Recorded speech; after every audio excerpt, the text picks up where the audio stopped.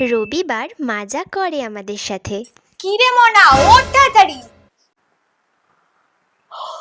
মা, আজকে তো রবিবার, আর একটু পরে উঠছি।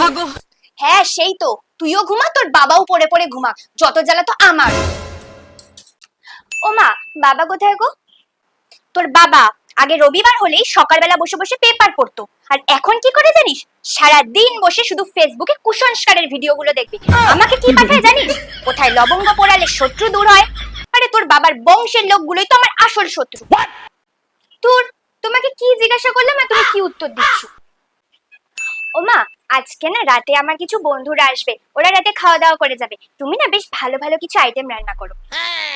হ্যাঁ সেটাই তো, আমার তো রবিবার বলে কোনো ব্যাপার নেই, সারাদিন তোদের জন্য রান্না করলাম, এবার বল রাতের জন্য কি কি মেনু বানাবে, মেনু কার্ডটা বের করে দিয়ে যা।